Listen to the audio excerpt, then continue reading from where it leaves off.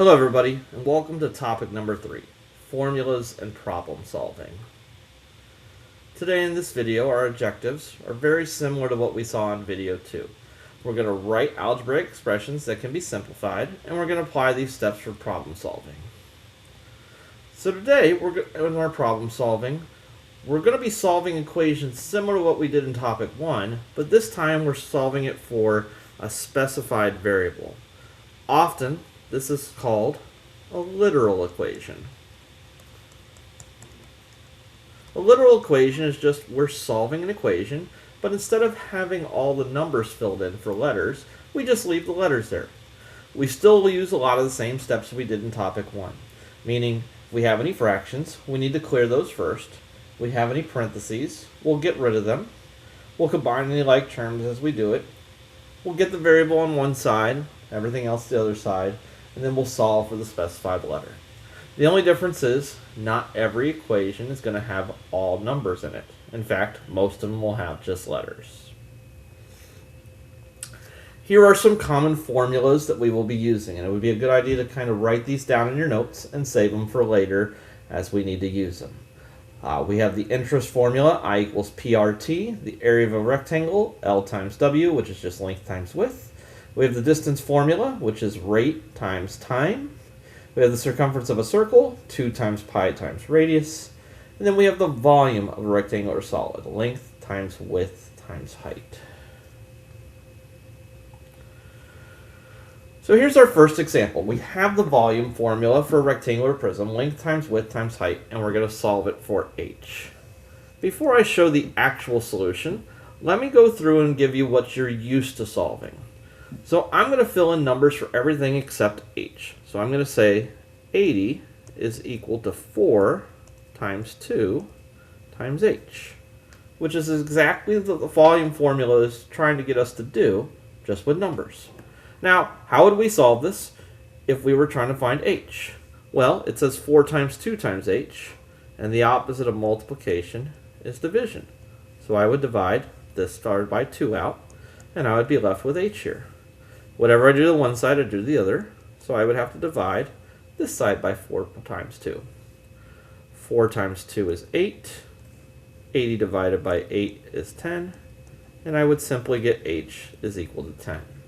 That's essentially what we're going to do over here, just with no numbers. So we have the volume is equal to the length times the width times the height. And again, we're multiplying all three of these parts. Our job is to get the height by itself. I don't know what the length and the width are, but I know everything here is being multiplied by the height. So if I knew what they were, I would divide out the length and the width. So that way I would get the height by itself. Whatever I do to one side, I do to the other. So I have to divide them out here. And that would leave me with the height equals the volume over the length times the width. Now again, we don't know any of these numbers, so we would leave this as our answer. This is us solving for h in the equation. So again, you're not going to get a number as an answer.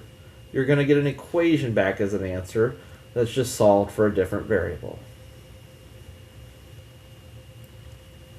Let's take a look at this problem. We have 3y minus 2x equals 7. And our job is to solve for y. And this is a very useful skill that we're showing you here because later on when we get to graphing, we like to solve things for y to be able to graph it. So what do?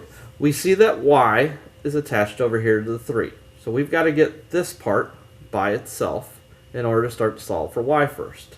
So that means I need to get rid of the negative 2x. In order to get rid of the negative 2x, I will add 2x to both sides. Here this will cancel. The 3y will drop down. And then I notice the 7 and the 2x are not like terms. Before we've worked with it, they've always been like terms, but now they're not. So we can't combine them. We'll just drop it down as 7 plus 2x. Now I've got 3 times y. I know the opposite of multiplication is division, so I will divide each part by 3. Here it cancels, and I have y equals 7 over 3 plus 2/3 x. Now again, I don't know what x is, but that's not what the problem is asking for. It's asking to solve for y. So it wants me to get y by itself, which I did here. Here I have y by itself on the left side, so my answer would be y equals 7 over 3 plus 2 over 3x. An alternative answer that would have been okay as well, if I want to go back to this step, got an equal sign, is we divide everything by 3. So we could have also said y equals 7 plus 2x over 3 this way. This is also an acceptable answer. This answer over here is what we're going to see a lot when we get into graphing. So I would try to go through and write my answer in this format as much as I can. A little bit more complex of a problem here. Now we have the area formula for a trapezoid. It's 1/2 big B, which is the bottom base, plus little b, which is the top base, times h. And our job is to solve for little b. So we basically want to go through and undo this to get little b by itself. So one of the first things we would do here is see that we're multiplying 1/2 times the parentheses times h. So one of the first things I want to get rid of is 1/2. The opposite of doing a half is being able to go through and multiply this by 2. Because if I do that, then these cancel. A half times 2 is just 1. But whatever I do to one side, I've got to do to the other. So I'm going to multiply this side by 2. I don't know what a is, so I'll just leave it. 2a equals big B plus little b times h. Now generally, if we had numbers, we would distribute the h in, but we don't have to in this case because we realize we're doing big B plus little b times h. And we know that the opposite of multiplying is dividing. So if I divide by h, it'll cancel out the h here. But whatever I do to one side, I have to do the same to the other. At this point, this leaves me with 2a over h equals big B plus small b. Now again, I can get rid of the parentheses because there's nothing else around it. And again, my job is to get little b by itself, so I have to move big B here. I'm adding big B to little b, so I need to get rid of it by doing the opposite of addition.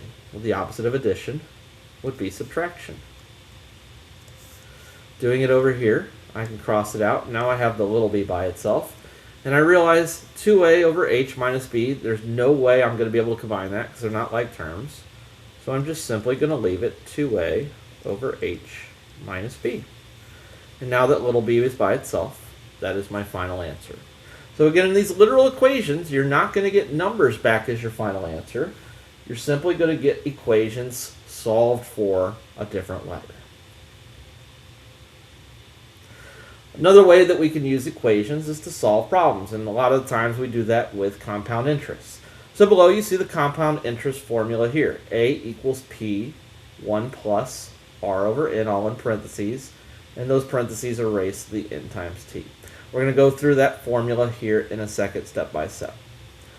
Our example is we're going to find the amount in the savings account. Karen Estes just received an inheritance of $10,000 and plans to place all the money in a savings account that pays 5%, compound quarterly, to help her son go to college in 3 years. How much money will be in the account in 3 years? So all we're going to do is take this formula and plug in things that we know. Okay? Our question is, how much money will be in the account in 3 years? So in this case, we are going through and we're solving for A. A is the amount in the account after T amount of years, in this case T being 3.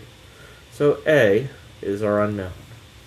P is the principal, or the amount invested, and it tells us in here that they plan to put $10,000 into this account.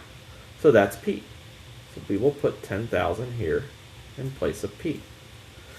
We always have 1 here, plus R over N. Now R is the annual rate of interest. And we're always going to write this as a decimal. So in this case, it tells us the interest rate is 5%. So as a decimal, that's simply 0.05. So we will do 0.05 over N. N is the number of times it compounds in a year. It tells us here that it compounds quarterly. Over here on the other part of the screen, I have different types of compounding. If you think about quarterly, that means we're doing it 4 times within a year. So in this case, n is equal to 4. So we will put the 4 on the bottom here. And all of this parenthesis is raised to n times t. N being the number of times it compounds, so again 4, and t being the time in years. Well, it told us here that we were doing 3 years, so this will end up being t. From here, we're just going to simplify a couple things. We're going to work inside the parenthesis and get rid of that division. So 0.05 divided by 4 gives us 0.0125. And then here, we have 4 times 3. Well, that will become 12.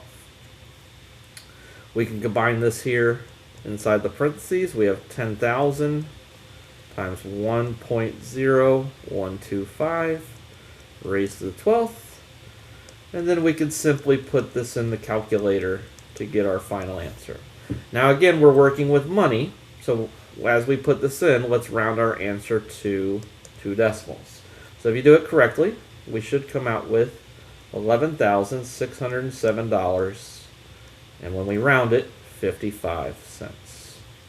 So again, here we use the formula for compound interest to be able to plug in and solve for the amount. After 3 years, if we invest $10,000 at 5% interest and it compounds quarterly, we expect to have $11,607.55.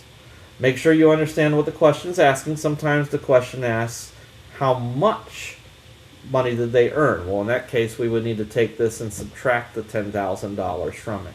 So I would take this amount and subtract the $10,000 that we initially placed in there, and that would go through, and we would be able to get the amount of money that we earned within that 3 years. In this case being $1,607.55.